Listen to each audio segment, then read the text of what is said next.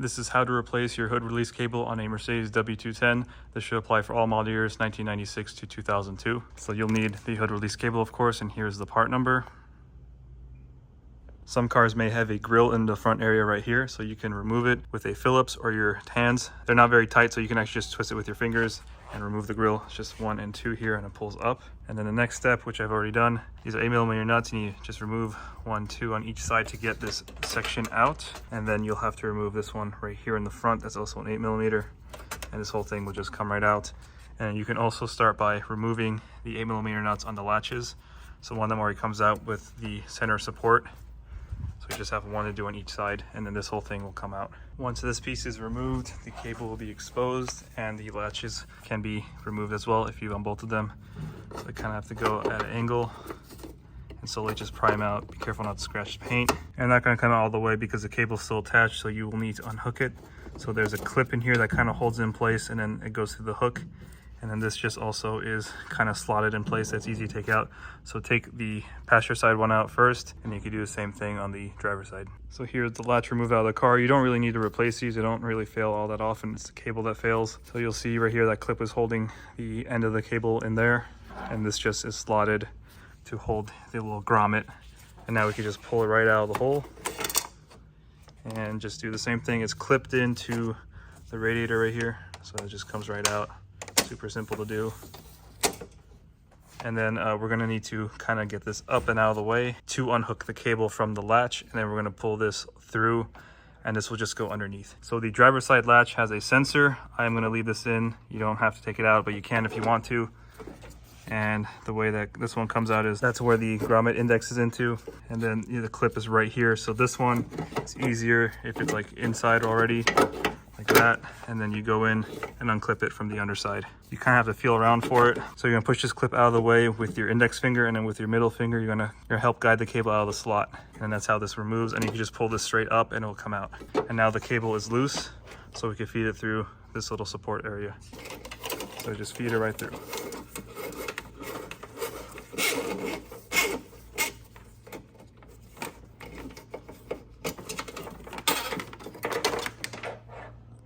And there it is.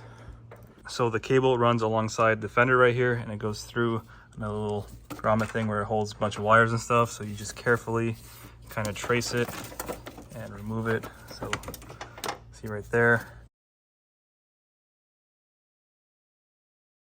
You can also try to pull the cable through the loom right there. You may get stuck on the grommet or not. And then the cable is removed. The next step is the fuse box. So right now is a good time to disconnect your battery. So to disconnect the battery, the easy way is to go through the rear seat.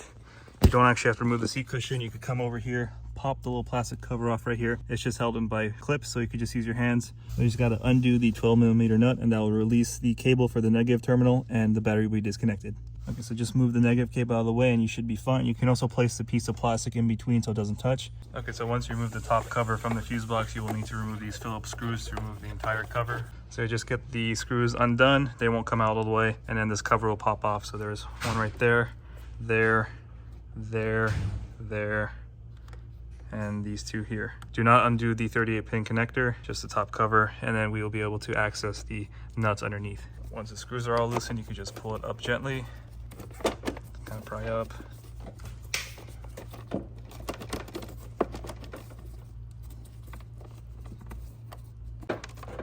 And then lift it out of the way. And now we can see a little bit better, but down here through the fuse box, underneath all those wires are 2 nuts. I think they are 10mm, so we got to remove them to get the fuse box loosened. And then we got 2 more up there, so those do appear to be 10mm nuts. So just 4 of them in total, and then this whole thing will pop out of the way. Okay, so there's a Torx right here. I believe that's a T15. We're going to remove that, and we're going to get this relay panel out because the bolts are right underneath it. So now we need to remove these 2 Phillips in the back right here to get this loosened. Okay, so with those 2 bolts in the back removed, we can now remove this relay section. So just pull it up and out of the way. Just be careful not to damage anything. And once that's out of the way, you can pull out the covers, and deep down in there you'll see those nuts. So it has a 10mm, just go ahead and remove it. So we'll see underneath all those wires, there's one more. Take that one out and then this fuse box will come out. So for the other nut, you should probably get a swivel 10mm. It should probably be a little bit deep to be able to get out. So this one's a little tough because of all the wires and just how it's positioned. So just be mindful of that. So we're gonna pull the fuse box up and out of the way a little bit, and then we're gonna be able to access the bottom of the fuse box where the cable is hooked in right there. So be really careful, that hook can break. You're gonna have to do that and get it out of the way. And now we can focus on the firewall area. Okay, so once it's unhooked from the fuse box, we'll see that grommet right there.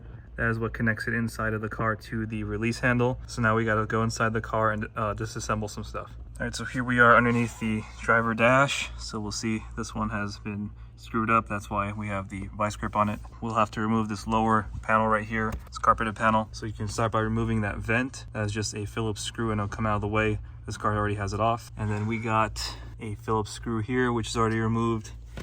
And another one right there. You also start by unscrewing the release handle, which there's another Phillips right up in there. Once you remove all the Phillips screws, so there's another little clip back here that's holding the lower dash cover in place. All right, this clip back here actually just screws on, so do not pry it. Just untwist it with your fingers and it will come right out. So once it's out of the way, just set aside and this will come out. And then once all the screws are removed, you can start by prying the dash slowly out. So just be careful, these clips do break, as you see right here. So just kind of pull out really carefully. So just pay attention to how this clip is. So just pull in the direction that's most direct so you don't break them. And then this is just hooked in right here.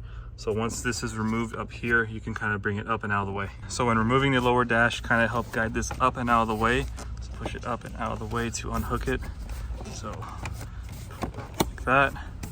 Do that on both sides. A little tricky. But you see, there's the hook.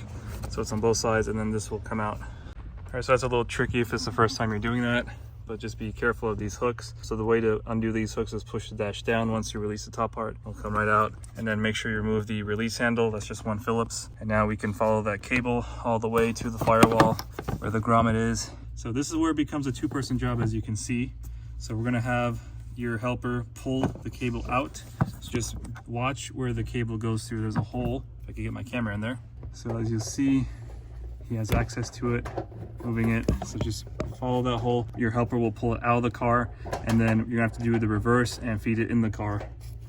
So just follow that cable. It's really hard to see on camera.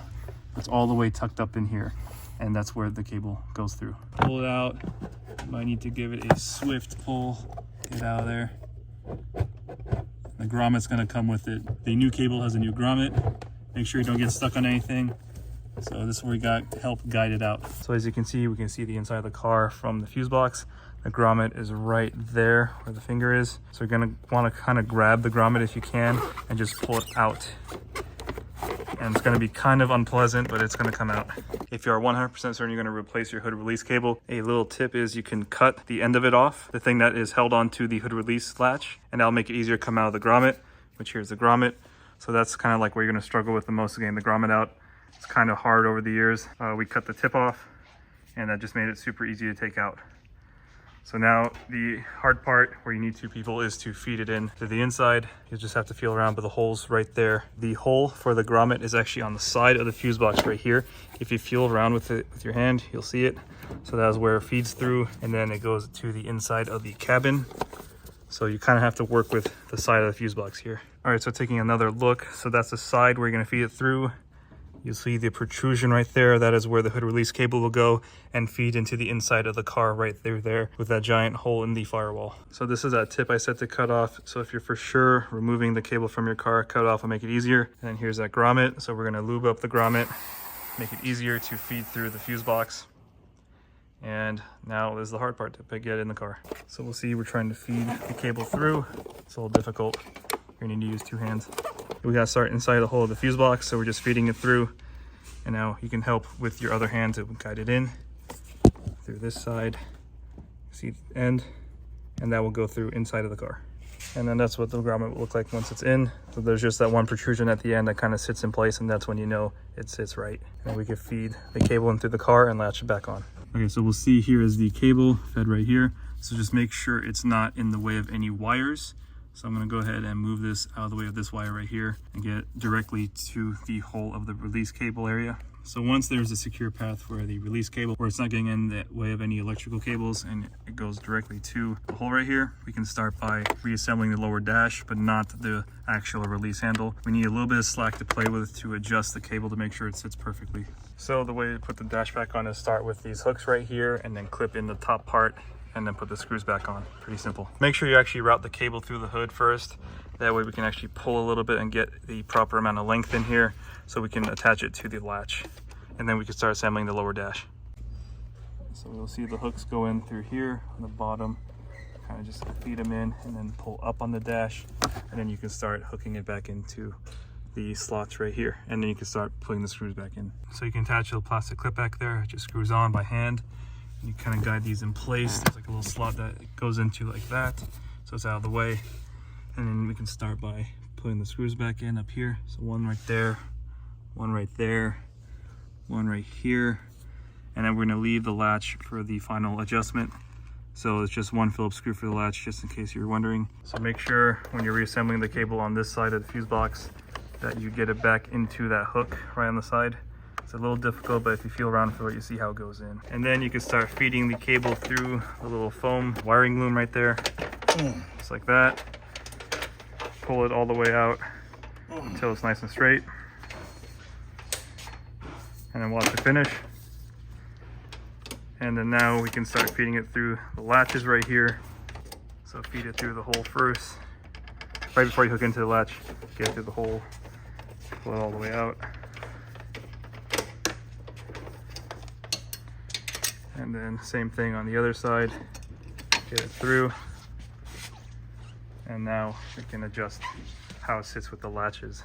Okay, so to attach it to the latch, you just have to put the grommets on the left and right side, hook it back into the actual latch.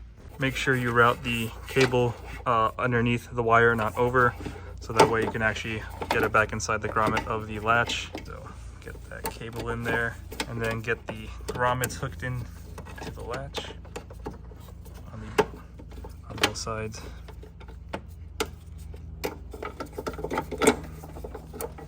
Kind of have to do it by feel. Make sure you get the grommets back in and they're pointed the right way. So you can see right there it's hooked on. So this just needs to be bolted in, which you do last. Stick that in right there. And then we'll put it into the latch. The little nipple goes through the latch like that with the clip. That's what holds it in place. And then we'll get that grommet in. It's a little difficult. There's like not much room to pull the cable through. So there we go. That's what you gotta do on the other one. And then just feed it back in. And then that's it for that. And we can put this cable into the hooks. So just like that. And then there should be 3, one on each side in the middle. And that's in. So to get the cable into the actual latch is a little tricky. So kind of come in through here and feed that through there. And then give yourself enough slack to get it into the slot, and make sure your slot's not broken. So get in there, and then you're going to kind of help guide it in by hand. It's a little tricky, but then that's how you get it in. Make sure it's fed through this little slot, and now it's ready to be installed. There's a screw right here, and then you're gonna adjust the latch up there first, make sure everything fits, and you can put this back in and then readjust the latch one more time, and then you're done. And then this is what a broken one looks like. So we'll see the top part that holds the cable and is messed up. So it's not gonna hold the cable in place, and you're not gonna be able to open your hood. It's a pretty common failure as these cars get older, so you can just get away with replacing the latch most of the time, but usually the cables also stretch and will not work. Okay, so before you start bolting anything down in the engine bay, go ahead and have someone in the inside pull the latch. Make sure the latch is actually open and close. So make sure both sides open and close at the same time. And once you make sure these work, you can adjust the cable from the side here, and you can put the fuse box back together. Once you make sure this interior release handle actually moves the latches when you pull it, you can go ahead and put it back together. So feed the cable through until the screw lines up, and then just bolt it down, and it's just a Phillips screw. Also make sure that little slot goes into the lower dash. That's what kind of holds it in place right here. All right, once the interior release handle is set and the lower dash is installed and you verified that your latches work, we can begin by reassembling the fuse box.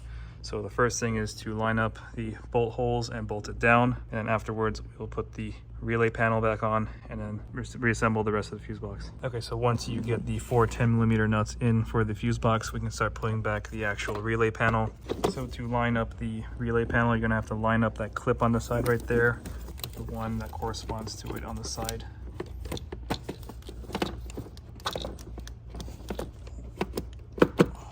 So it's a little tricky. You're gonna have to lift up the side panel there, and see how it clipped in right there. Get that rear panel in last. Get that rear panel in last, and then just start bolting it down. All right, start by putting in the Torx bolt for the relay panel. So that's a Torx T20, and then the rest are all Phillips. So start with the ones in the back, get the ones up here, and then you can put the top cover back on. Next step is the top cover for the fuse box. They are just Phillips screws. And then once that's all bolted down with those Phillips, you can go ahead and put the cover back on and latch it down. Don't forget to put the weather stripping back for the hood if you took it out to get the cable through here. And the last step is to put the cross member on, and don't drop your bolts. All right, once you reattach the top cross member with the 10mm bolts, so you got 1, 2, and don't forget the third one for a latch, both sides, and then the 10mm up front. Then this is in. Make sure these clips are in place properly as well. Now you can close the hood after you tested the latches. All right, so once the hood release cable has been replaced, the hood should shut pretty nicely. Just like that. And it will, of course, release nicely as well. So when you pull the hood, it should unlatch at the same time. Hope you found this helpful. Thank you for watching.